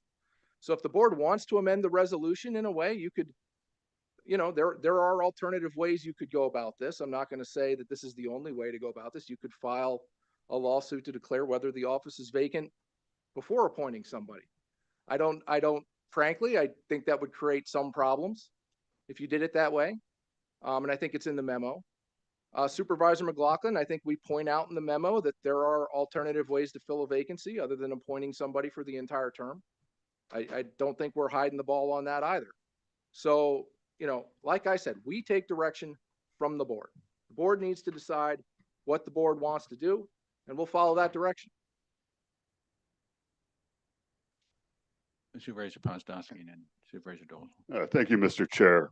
Something I'd like to make very clear here tonight is some of us county supervisors, including I believe Kara, Dozal, we represent the real men and women of Adams County. And it seems that we got people here tonight talking at us, talking down to us, attempting to intimidate us. The citizens aren't going to have this. This is not good for citizen relations at all. This is terrible. Quite honestly, I've worked in business all my life. I'm my own businessman. And this is not good business. This is not professionalism at all. To think that we can't do business with somebody just because we don't like them, this seems to be the case.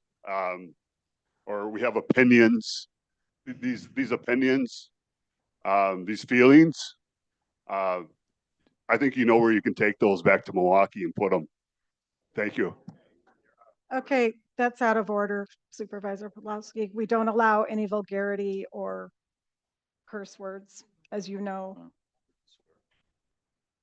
Supervisor Dole, one last time. I promise I won't curse. Hey, so I do have a question, a couple of them, if you don't mind. I apologize. I know I've said I wouldn't, but I've had stuff said that I need to clarify. So, Mr. Tome, You have represented Adams County in litigation against the treasurer, is that correct? Have I represented Adams County in litigation that Ms. Dozel initiated against the county? You've Yes. represented the county against her. Yes. Okay, just clarifying that. Before she Um, was treasurer, I believe that litigation was resolved. Mhm. But you've still taken a side. I represented the county in a lawsuit initiated by Kara Dozel. Yes. Correct. Correct. Just clarifying that. I'd like to go back and point out that, the attorneys are doing what the attorneys do. They're telling a great story. They're tearing at your heartstrings. They're trying to tell you that it's not this, it's that. Look over here, don't look at this. I got pictures, on January 6th, when the treasurer was sworn into office, in the county office, she asked for a laptop. They refused her a laptop. I have a picture of 36 laptops sitting in the IT department.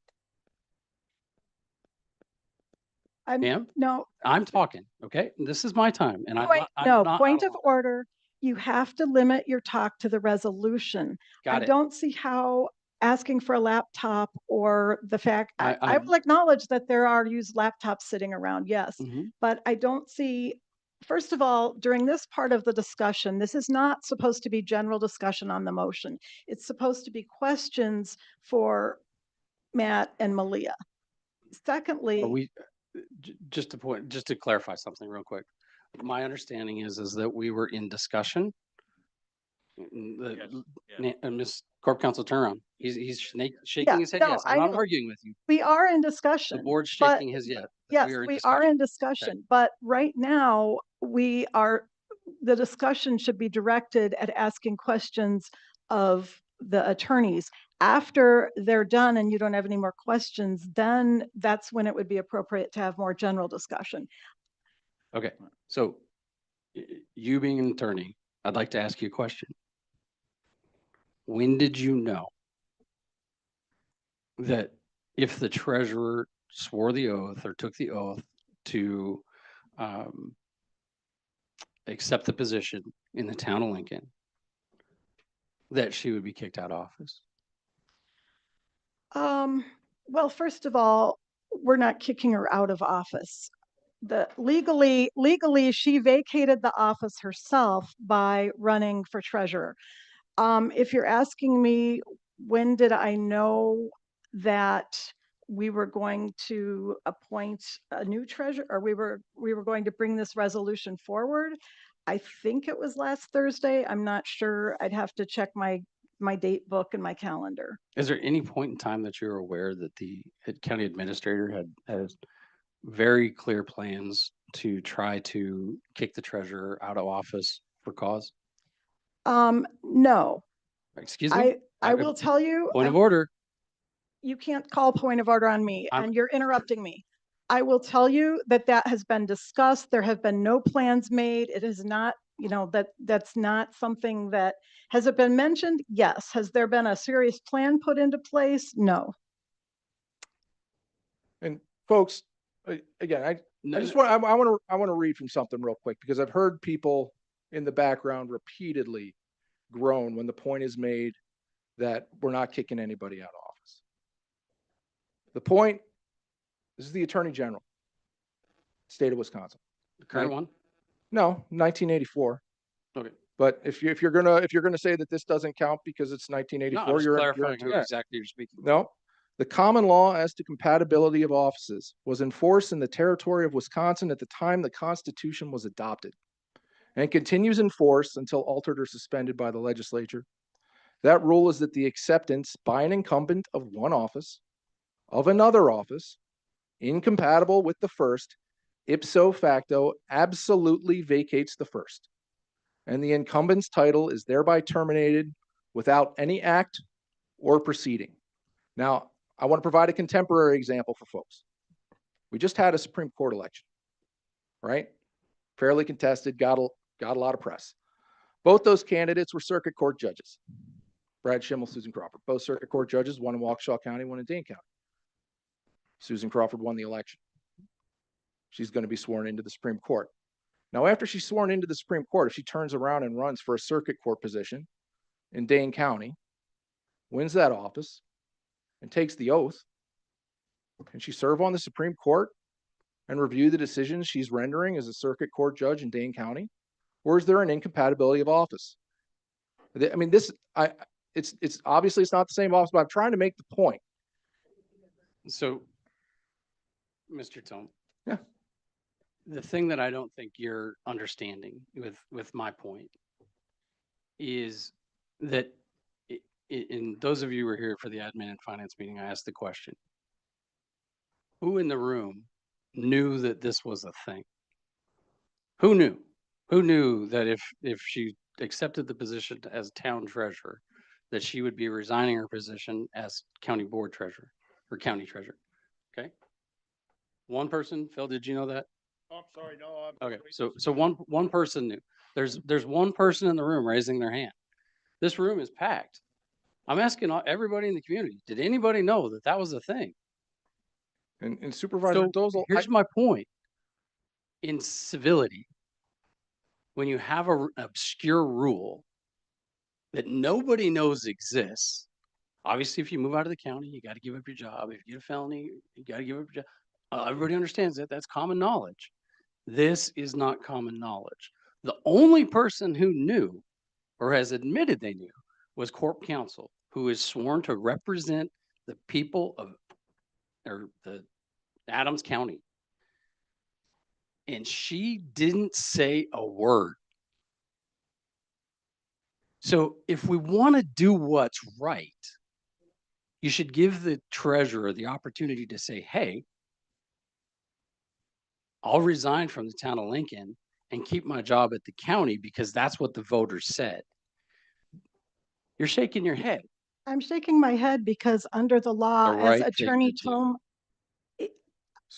Supervisor Dozel, that's addressed in the memo as well. It is addressed in the memo, but as we've stated, the memo is all opinion. So I know. we Well, go to court, I and guess get you to pay could to say defend yes, it's a legal opinion. You are correct. I am making a legal opinion to the county board. Like, nobody's disputing that fact. Mr. Chair, I'd like to make a motion to amend this resolution that leaves the current county treasurer in position as the county treasurer and gives her the autonomy to resign from either the town of Lincoln or the board, the county treasurer position. It's taxpayer dollars. Second by Supervisor Ozdowski. And You represent the county. Supervisor Dozel, what I will tell you is one way you could address this situation, were it the board's, desire to do so, would be, I think the way you would have to do it, frankly, is to resign. Well, I mean, I think the point of order, I'm sorry, Matt, go but ahead. I don't know who's talking back there, but you need to stop. The public is not allowed to speak other than public participation. Thank you. Look, our legal opinion is that the county treasurer position is vacant. That's our legal opinion. This board can, obviously, you're the client. You can disagree with your lawyer. It happens. Like, nobody's going to deny that. So, I mean, you could say this position's not vacant. She's still the county treasurer. Nothing to see here. We're going to move on. That's fine. I mean, Okay. my own view is So that there- it would be contrary there's to our legal opinion, which is well reasoned, et cetera. That's great, but But you're sorry, still- I'm about to follow up on the point you just made. but you're not on the. You You're don't not on have the board. floor, Mr. Dozel. Not on the board.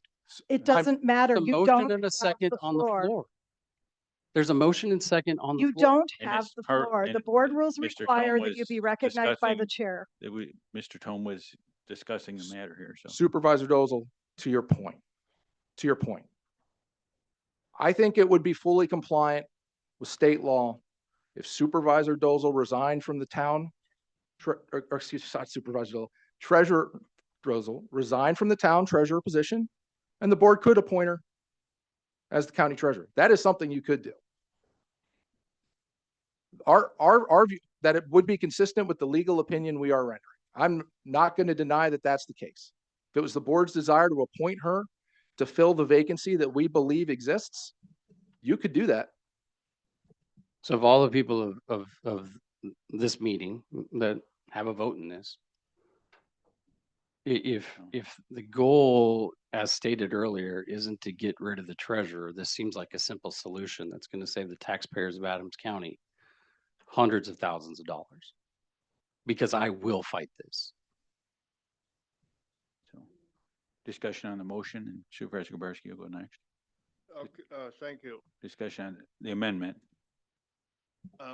Okay, yeah, well, to that end, I guess, a short while ago, Mr. Thome made the statement that they follow direction from the county board. I would say, no, you don't. You follow direction from the county administrator and the county corp council. We have been given direction that I recall or we're not even asked anymore. And of course, that even changed to be more true after this board promoted county manager to county administrator. And now we have less Supervisor control. McLaughlin, speak on the amendment that Supervisor Dozel put forth. All right, one last thing. I get the two visiting attorneys from Milwaukee. It's appropriate, I guess. Our county administrator and county corp counsel don't live in Adams County either. Supervisor Kubarski. Thank you, Mr. Chair. I think we've lost sight of why we were here. It's all about one or two or three or four members doing all the talking and debating. And the fact is, we were here to either pass or not pass a resolution. And we've lost sight of that. I think it's time that we move on somehow and get going on this stuff and Well, get back to the original purpose. Well, we have an amendment on the floor right now. So the amendment that we'll have to take action on is to, I don't know if the clerk would read. What, was that it? So the motion was Supervisor Dozel, if you'd repeat it again. So long ago, I forgot. Let me play back the tape. Just kidding. No, for us to appoint her, leave her there, even though it's incompatible, but we understand that. No. What I'm asking for is that because this point was not well known, Mhm. and some people knew about it and didn't say anything, I believe the right thing to do would be to give her the opportunity to decide which position she will resign. Okay, I'm going to admit, when you first made the motion, it was rather lengthy and I didn't get it all down. But the first words I did write down are that you wanted the motion to be amended so that she's still the treasurer. And then it was the part after that I wasn't able to get County, down. just- So that, I'm just saying that seems a little different than what you're saying now. Supervisor Dozel, because you also asked me a question, I think, related to this, which you just brought up here, which is from the Otradovic decision. And there's some language in the Otradovic decision about how when Otradovic accepted an incompatible position, the court ordered him to resign either the office or the position within 90 days, right? That's what you're asking about. So what I will say is Otradovic was about incompatibility from a public office and a public position of employment. So it's a different situation.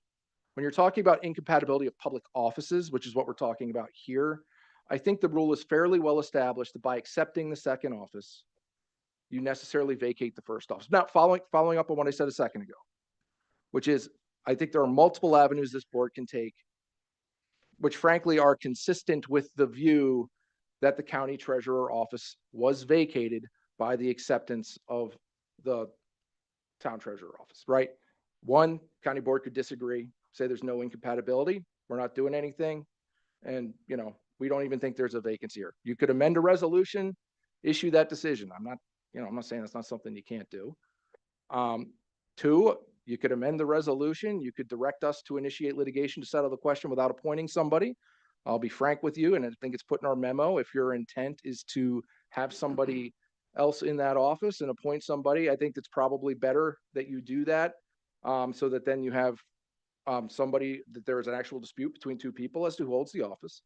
But if it's the county board's will As I indicated a second ago, you could say that office is vacant right now. You could say, Cardozel, if you resign the town treasurer position such that there's no incompatibility, we could appoint you as county treasurer. Like, that's something the board could do if it wants to do. It wouldn't be saying there's no incompatibility. It would be saying the office is vacant and we're going to fill it with Cardozel, assuming that she's not the town treasurer at the same time.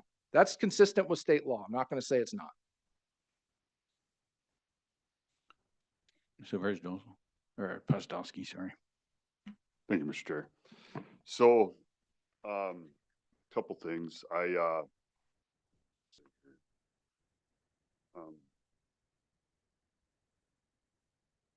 Kara Dolzal is an elected official, and an amendment I believe we're trying to make here is we should allow the elected official that's been elected by the citizens the option to make a decision.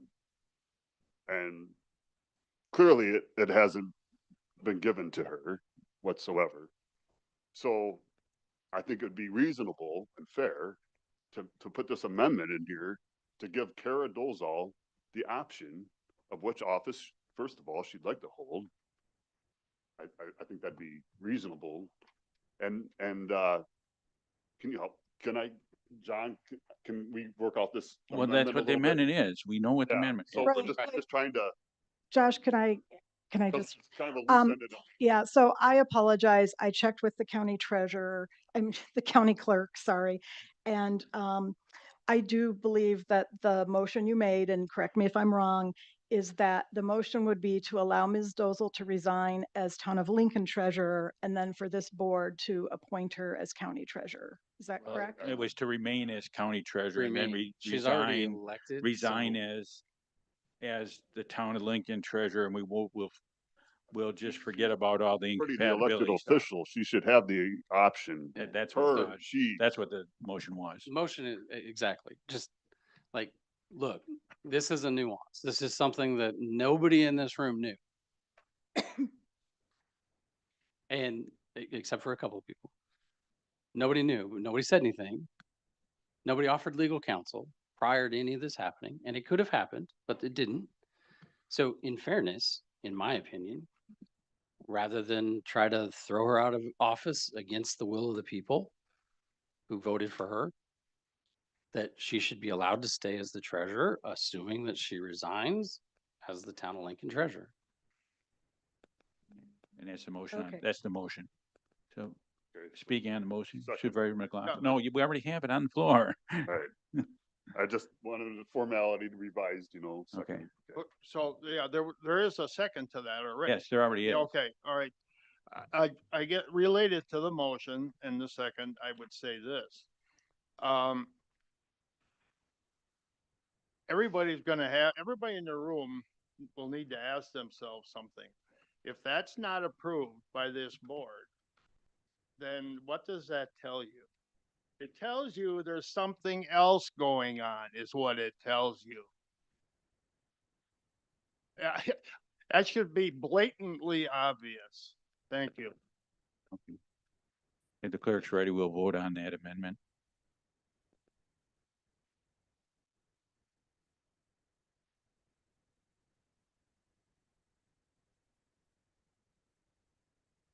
So I'll, So Yeah. we're voting on the amendment. The amendment is that Ms. Dozel would remain as treasurer, and then she would resign the Town of Lincoln, and we would say that there's no incompatibility, or we'll ignore the incompatibility issue.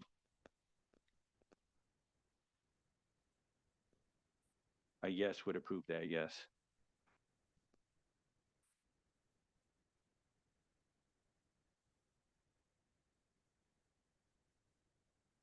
Total votes 20, 9 yes, 11 no. Yes, Podolsky, DeGuberski, Dozell, Carvillo, Edwards, RPs, Shelton, Baker, McLaughlin. Okay. That motion failed. Supervisor Dozel. Mr. Chair. So just out of curiosity, a whole bunch of people in this room said, we're not trying to get rid of the treasurer. This isn't a personal attack. I'd just like to point out, this settled the problem for the taxpayer. meant that the taxpayer wasn't gonna have to pay legal fees. Meant that there's no extra costs or anything associated with this. We would just carry on. And understand that something happened that a lot of people didn't know anything about. We'd just be reasonable. Instead, a whole bunch of people on this board said, nope, we're out to get her. And if the people in this room don't start to understand, like, we had 24 hours to get these people here. What do you think happens if we have 2 weeks?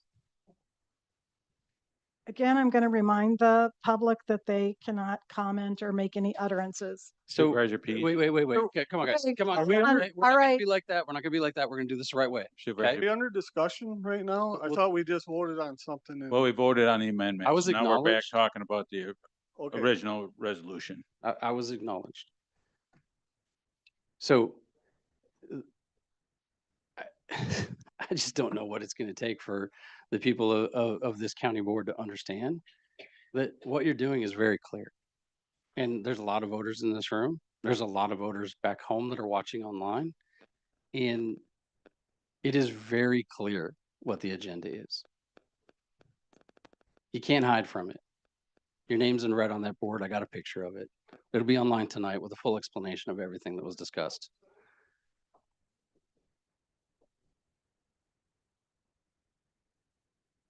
Folks, these are taxpayer dollars. I'm not going to let it go. You have a smirk, or is there something? No, I'm not going to say it because it's not appropriate. But, okay, again, Yeah, guys, come on. We'll do this with class. We've got class. We came here. We're going to finish this with class. The reality of it is, it is very clear that you are against the voter of the county of Adams, and you don't care what the majority of the people in this county said. Your day will come. And it's not like a threat or anything like that. That's just the reality. All right. The voters aren't going to forget about this.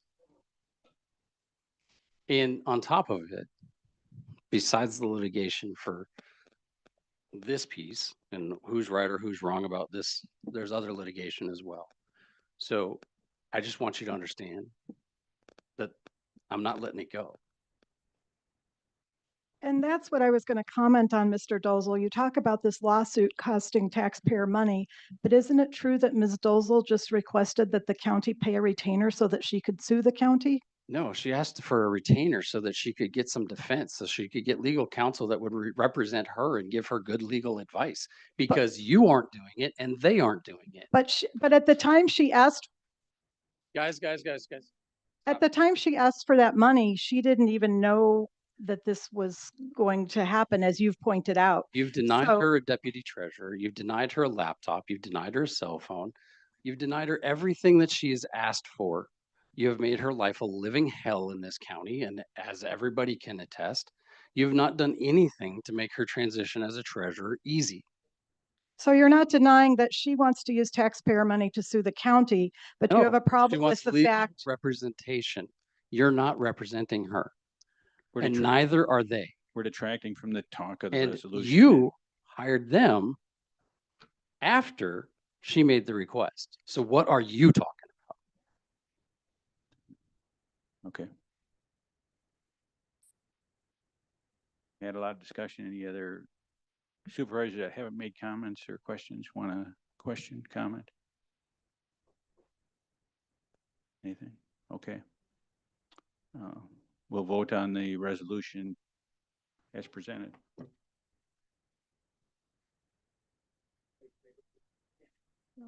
What are we voting on? What- Yes, sir. Right, The resolution. sorry. Please clear them. Yeah. Please clear them. You're, Could you clear them? Because you probably voted incorrectly. Or you can change your vote until she reports it so we're voting on the resolution. It's as presented. right, To put Kim Meinhardt in as treasurer. to appoint Kim Meinhardt as treasurer. Yes. Hey, just vote. So Just vote. no is against putting Kim Meinhardt in as treasurer. That is correct. It wouldn't pass the resolution, right? A no would not pass the resolution.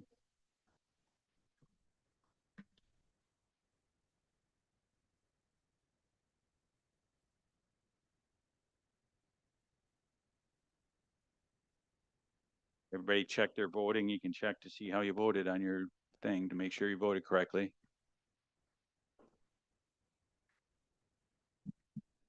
Ready? Okay.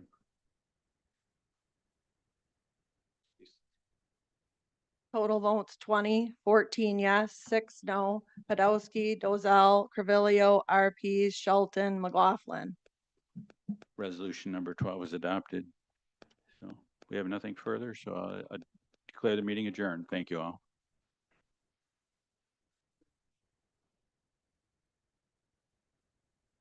That's one. Yeah.